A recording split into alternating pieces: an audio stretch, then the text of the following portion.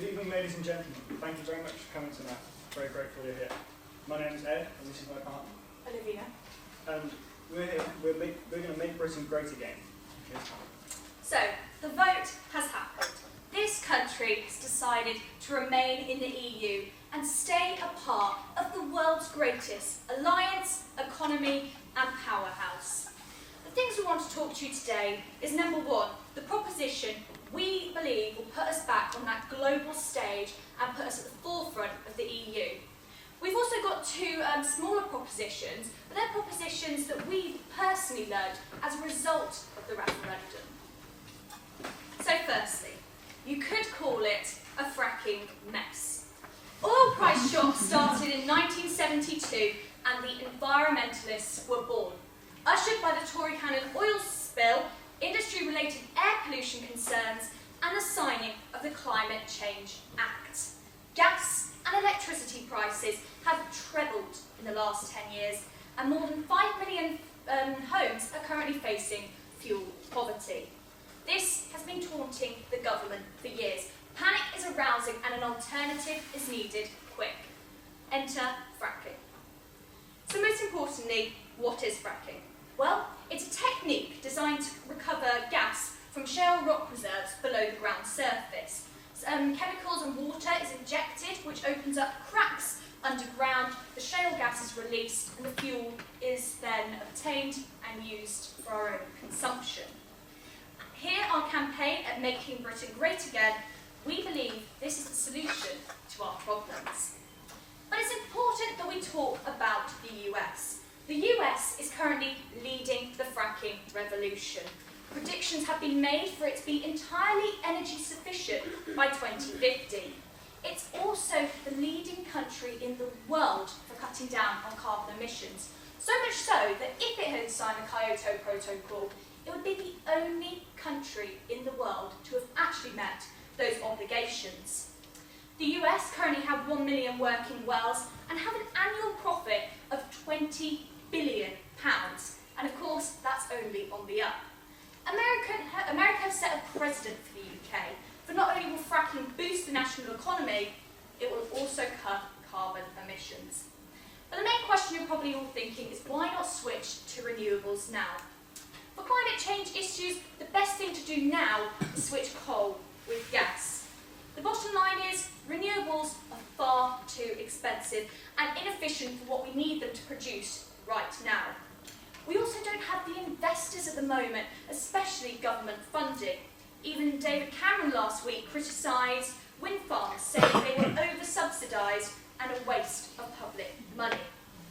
Renewables take tens of years to build and to regain a profit. We don't have that time. We need a quick solution now. Energy needs are rapidly increasing. The environmental issue is being heavily publicised in the UK, and we're getting closer to that 2050 Climate Change Act agreement, where we're required to cut our emissions by 80%. So far, we're not going to get there. But it's important to add that us at Making Britain Great Again, we want to use fracking as a transition technology. Gas is the cleanest fossil fuel, producing half the carbon emissions of coal. Substituting coal-fired power stations for gas can act as a bridge fuel while the UK works towards a lower carbon future. It's important to add that the UK government currently has no investment in fracking. So the only money coming from fracking is that of investors. The government are making their money by going to charge fracking companies 62% in corporate tax, which is the highest corporate tax roughly in the UK. The positive aspect of this is government won't be wasting money, only gaining it. And we propose that money is especially spent in investing in research for renewable technologies. So again, we're working to that cleaner energy future. Now, where does Europe come into this? A lot of Europe, like UK, is facing fuel poverty and also relying heavily on insecure Middle Eastern and Russian oil supplies and battling to meet carbon emission targets. But by introducing fracking to the UK, Making Britain Great Again, believes the UK can take a huge stance on the global and EU stage, as well as solving all of these problems. But not only will the UK potentially be energy efficient and generating billions in revenue, but it's also an opportunity to strengthen our relationship with the EU, as we'd like to aim to be the biggest energy supplier, which will not only increase other EU countries' reliance on us, but because there's such a huge reliance on us, it will improve our alliance with other EU countries, which is absolutely key. As well as the US. The US has already said it's very willing to help us with the fracking evolution in the UK. And again, I believe that's another alliance that can be greatly strengthened. Making Britain Great Again believes that fracking has provided the UK with an opportunity. One to show again the security, the prosperity and global leadership in which we can demonstrate. And guess what? The UN is completely behind us. But at the last meeting, the climate panel says that if shale gas is replaced by coal, a very dirty fossil fuel, it is the bridge to a lower carbon future. They also said if shale gas is being slowly switched to renewables and is also sold cheaply, it's the right thing to do. The next point we'd like to make, and Making Britain Great Again, is we'd like to introduce a compulsory vote. The government's often criticised for not representing the people, but how can we represent the people when lots of the people in the UK don't go and vote? Also, in the past, many people have lost their lives in order to earn the right to vote, so we should honour that and vote. Many people, especially young people, don't vote in the UK. 52% of young people voted in 2010 and only 38% voted in 2005. This is shockingly low. It's particularly important that young people vote because young people, the decisions that are made often affect young people the most. They're the ones that are going to grow up with decisions like the EU referendum. So by introducing a compulsory vote, that will involve young people and encourage them to vote, which will mean if they're involved in it, they're going to be more motivated to go and learn about it in schools and look on the internet. We believe this should happen by introducing a £20 penalty fine if you don't vote, unless there's a valid reason. So over 18s all have to vote, but people who have a physical disability don't have to vote. And they get sent a letter and then they reply. If there's no valid response, they get it. There are 22 countries that currently use compulsory voting, so we'll be in good company. And we'll have lots of people who can follow their example. Countries such as Switzerland and Austria and Australia all use this system. Australia have a 90% turnout for voting, which is significantly higher than the 66.1% that we have in the UK.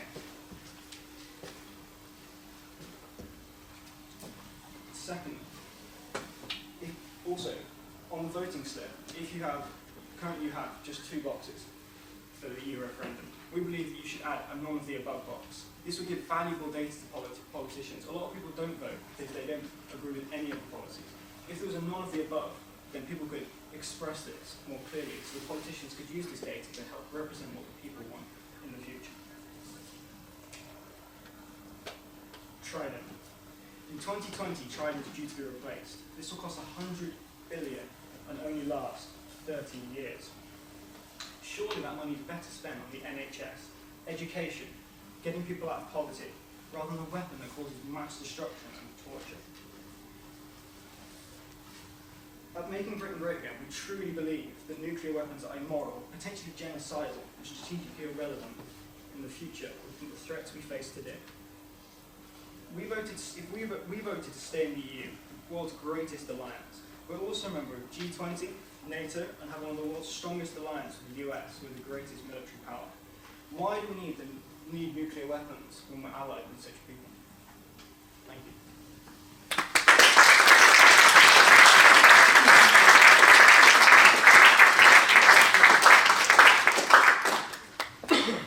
Thank you very much. That was simply excellent. We now have time for some questions. You may participate in the audience by either raising your hand or participate with the fancy website. So there are 5 minutes. We will start with a question from the panel, then comes the audience, and vice versa. First of all, Dr. Murphy. Hi, thank you. It was really interesting presentation. I'm going to abuse my position as guest and ask 2 questions because they can't kick me out because I don't work here. So I can ask a question of each of you, if I may. The compulsory voting is a really interesting one that comes up time and time again. If the aim, as you say, is to give the government a democratic mandate, and you include a none of the above box, what do you think the outcome would be? What do you think the consequences are if a significant proportion of people tick, as I would expect, the none of the above box? Well, that would show to the government that they're not meeting, that none of them are meeting what people want in the UK, and that would show that they desperately need to change. So that would be a good implication, rather than if they just didn't vote at all and got no data. Thank you. Interesting answer. My second point is about fracking, and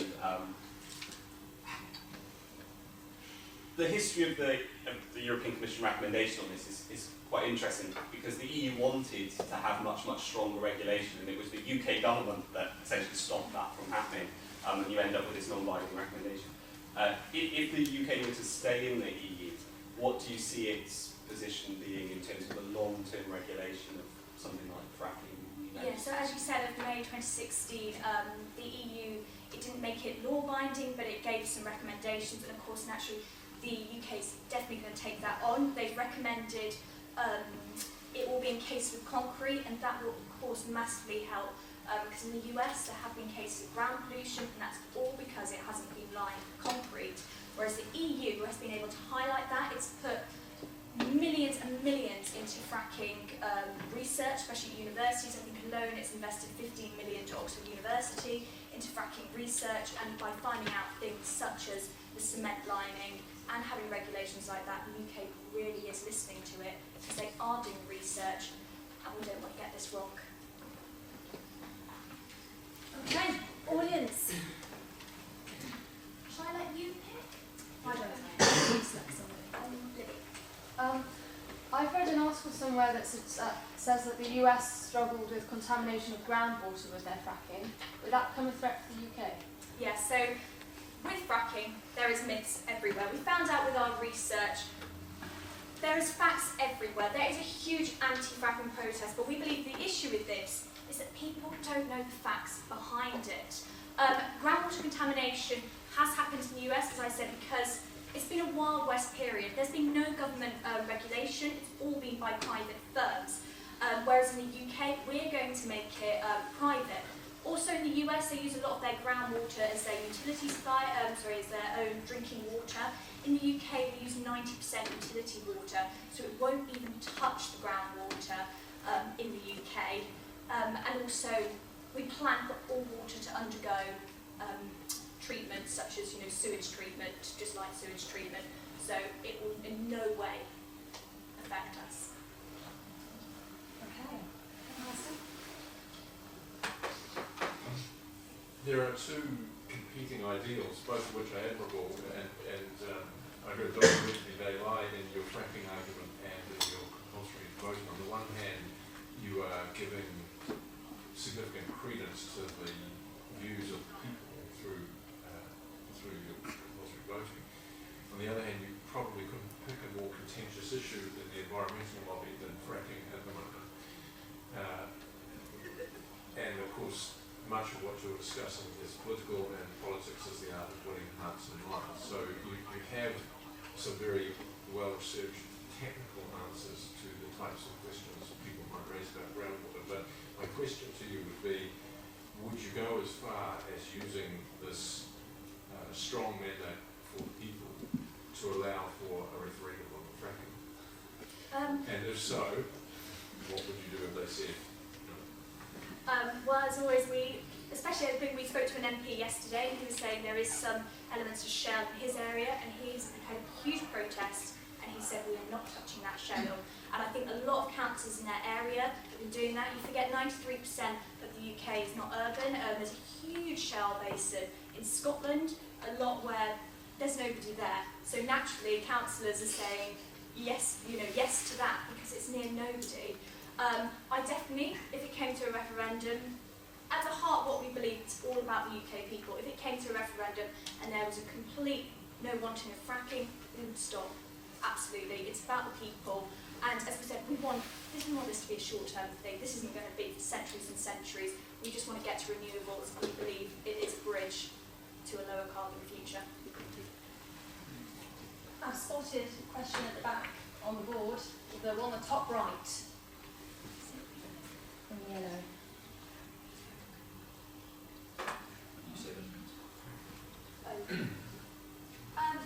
We're no longer allies. Well, we're part of, so that's a very good point. What we don't realise is, another reason we believe them, is it the top right? Excuse me, I can't read it. Olivia, Could you read it out. Read it out. So it says, you say that because we are allied with the US and the EU, that we no longer need nuclear weapons, but what if we are no longer allies? And this is actually the reason why we want to partly get rid of Trident, is because we don't actually have full control over Trident. The US owns a lot of Trident. The US actually built Trident, so we don't fully understand how it works. We only know partly, but they're the ones that maintain it. It frequently goes over to the US, they're heavily invested in it.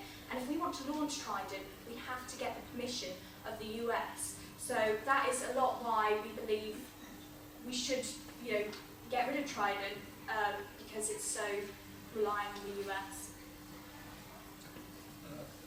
Just a question. I think on the panel, Mrs. Moon. Okay. With the compulsory vote, I think you proposed a fine if people didn't vote. How would you enforce that if the disenfranchised didn't have the ability to pay? And have you an amount in mind as to how much you charge for non-voting? Yeah, we're going to do £20 as the amount. So Okay. let's say the person doesn't vote, they get a letter asking for a valid reason. So they can get a valid reason, or they can't pay for some reason, and they can show that with evidence, and that's fine. That's allowed. But in most cases, that wouldn't happen. So in Australia, they have a very similar system. They get 90% of people voting. Obviously, there's going to be a few exceptions, but overall, it's increased their vote. Whereas we have 66.1%, we've got 90%. So it's made a big difference for the majority. There'll be a few exceptions, but overall, it's better. And do they charge a similar Yeah. Okay, thank you. And a question from the audience? About a third of all electricity is generated by gas, about a fifth is generated by coal. As I understand it, you want to free the UK from European environmental regulation so that you can make more fracked gas, which is cheaper than renewable energy. Do you think your grandchildren will thank you for this decision that will contribute to global warming? Actually, as you can say, it's a bridge to a lower carbon future, and what we proposed is that they want to pay 64% in corporate tax to the firms, so big firms such as Celtic Energy and Codula Resources, and a lot of that money we want to go into being invested into renewables. But isn't your argument like Nixon used in Vietnam, where he said he wanted peace, and the way he'd do that is he'd escalate to bombing and bomb the opposition? You say in order to help the environment, you want to increase the production of gas, which is high carbon. But it's also, we want to use it as a substitute to coal, and coal produces 50% less emissions than gas. So I believe if we cut that 50%, it's a starting point and getting closer to those emission targets. Someone's asked if we could expand on how compulsory voting creates high levels of education. So if you're involved in the vote, you're more likely to want to learn about the vote. And if everybody's voting, then there's going to be people talking about it. You're going to get more knowledge about it. That will educate people, and you're more enthusiastic about voting.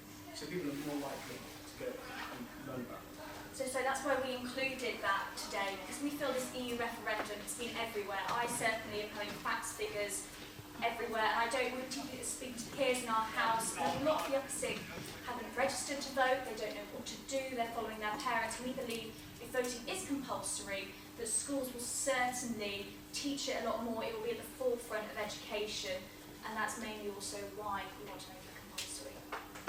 Okay. And I think we'll wrap up then, get ready for the next team. Can we have one last round of applause?